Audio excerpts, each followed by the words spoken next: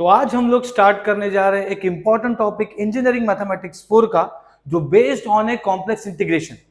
तो आज हम लोग उसको सीखेंगे। कॉम्प्लेक्स इंटीग्रेशन का एक जो टॉपिक है जिसका नाम है लाइन इंटीग्रल, उसके बेस में हम लोग सम सीखेंगे। वैसे देखा जाए ये जो लाइन इंटीग्रल है ना, ये दो पार्ट में डिवाइडेड है। एक पार्ट सर्कल के बेस में होता है, एक पार्ट स्ट्रेट लाइन और पैराबोला के बेस पे होता है। तो वो हम लोग सीखेंगे आज। तो सबसे पहला जो क्वेश्चन यहां पर है वो है सर्कल बेस्ड, आपको दिख सकता है सर्कल बेस्ड है।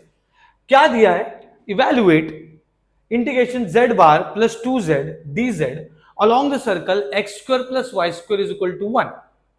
अब होगा क्या अगर मैं इसको सॉल्व करूं? तो सबसे पहला चीज जो मेरे दिमाग में आना चाहिए कि लाइन इंटीग्रल का सम तो है, लेकिन किसका है? सर्कल का है या लाइन पैराबोला का है? तो ये मुझे सीधा पता चल रहा है कि ये सर्कल का है। और अगर मैं सर्कल का इक्वेशन देखूं तो ये इक्वेशन मुझे ये पता चल रहा है कि इसमें अगर मैं कंपेयर करूं x square plus y square is equal to r square, तो जो आर का वैल्यू है मुझे 1 मिल रहा है। ये मेरा कंफर्म हो गया। सबसे पहले मुझे ये चीज निकालना है कि भाई रेडियस कितना है, चाहे वो सर्कल का सम हो चाहे वो आपका लाइन या पैराबोला का सम हो। इससे हम लोगों को पुट करने में इजी पड़ता है, जो हम लोग अभी करने वाले इस सम में। तो ये क्या हो जाएगा? देखो, सबसे पहला चीज, अगर मैं सर्कल से सॉल्व कर रहा हूं तो मैं लूंगा r e raise to i theta z, और जेड बार जो होता है वो होता है r e raise to minus i theta. तो मैं करूंगा क्या? जो जेड है आर, आर क्या है? 1 e raise to i theta, वैसे ही जेड बार भी हो जाएगा e raise to minus i theta. तो मेरा टारगेट क्या होना चाहिए? मुझे जो इवैल्यूएट करना है, जैसे कि इंटीग्रेशन z बार प्लस 2z dz, मुझे ये इवैल्यूएट करना है। जैसे मैं इसको इवैल्यूएट करना है तो मेरा टारगेट होना चाहिए कि इंटीग्रेशन का लिमिट क्या क्या होगा, उसके बाद z बार क्या होगा, उसके बाद 2 फिर z क्या होगा और dz क्या होगा, वो सब चीज करना है। तो एक एक करके देखेंगे।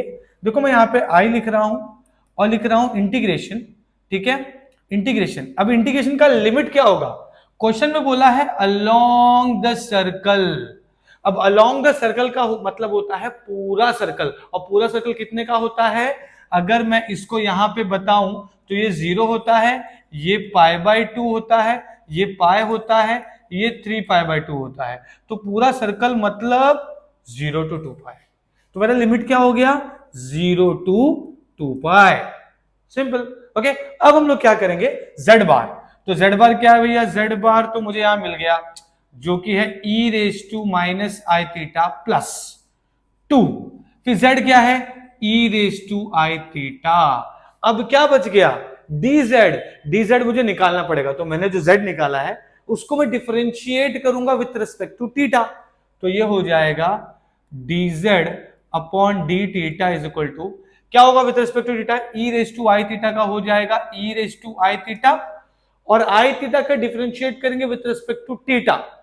जैसे कि अगर मुझे डेरिवेटिव निकालना है with respect to x i x का, तो मैं क्या करूंगा? आई बाहर निकालूंगा, derivative with respect to x क्या हो जाएगा? 1। तो वैसे अगर यहाँ थीटा होगा, यहाँ थीटा होगा, तो आएगा थीटा का डेरिवेटिव 1, तो मतलब बचेगा आई। तो यहां पर भी ये हो जाएगा इंटू आई।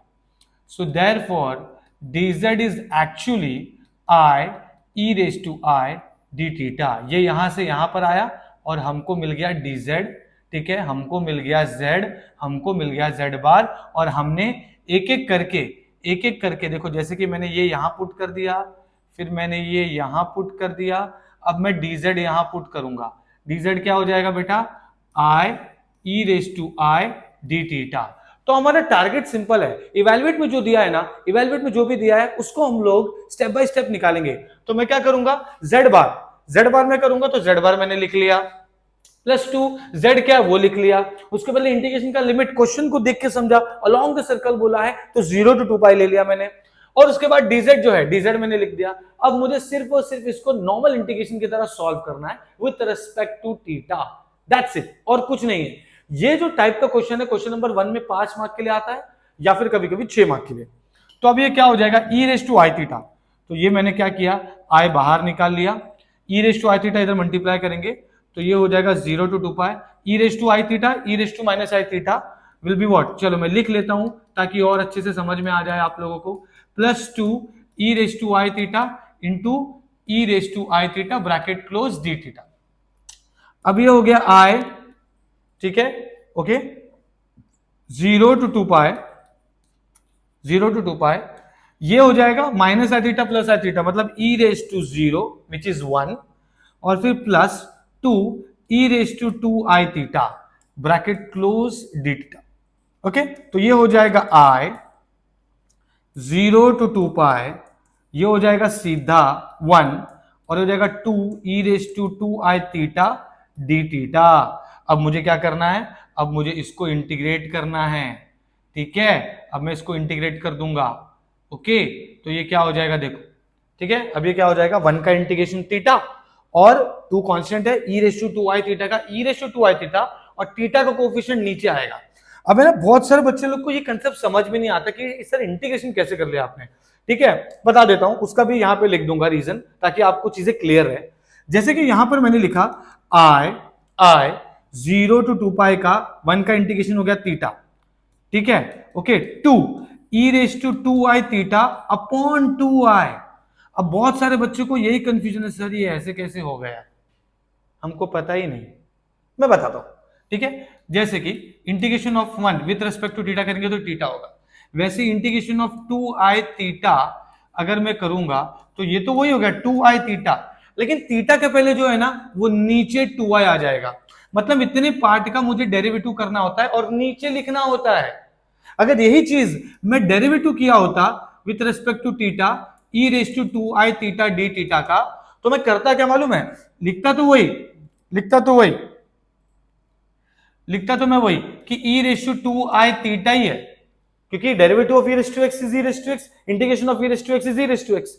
मैं दोनों जगह लिखूंगा तो सेम चीज, पर जो थीटा का डिफरेंशिएशन है वापस से उस असम्पशन का डेरिवेटिव में इनटू में लिखते हैं, इंटीग्रेशन में नीचे लिखते हैं, इसलिए मैंने इंटीग्रेशन जब किया तो नीचे लिखा, अगर डेरिवेटिव बोला होता तो इनटू में लिखता 2i जो थीटा का कोएफिशिएंट है।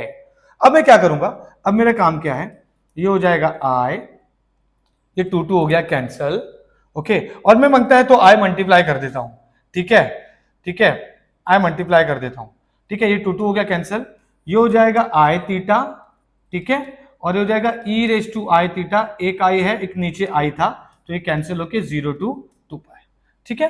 तो अब ये क्या हो जाएगा बच्चों, अब ये क्या हो जाएगा, ये हो जाएगा i, ये i भी चला गया, i theta plus e raise to i theta 0 to 2 pi, और कुछ नहीं। अब मुझे क्या करना है, 2 पाई पुट करना है थीटा में, ई रेस टू 2i, तो ये हो जाएगा i, ये हो जाएगा 2 pi plus e raise to i 2 pi, upper limit मैंने पुट किया, अब मैं लोअर लिमिट पुट करूंगा तो 0 पुट करूंगा यहाँ थीटा के जगह पे, तो ये पूरा 0 हो गया, फिर ये ई रेस टू 0 हो जाएगा। बहुत बच्चे लोग क्या करते हैं मालूम है, ये 0 को बोलते हैं अरे 0 है ना, लोअर लिमिट सब जगह 0 ही होने वाला है, ऐसा नहीं है, you have to check once, भाई क्या पता कुछ दे दे, जैसे यहाँ पे दे रहा है ई रेस टू 0 1 होता है, हम ये सोचते हैं लोअर लिमिट 0 है ना तो सब जगह 0 होने वाला है, फिर केटी लग जाता है, ठीक है, वो हमको नहीं चाहिए, हमको properly upper limit lower limit put करना है।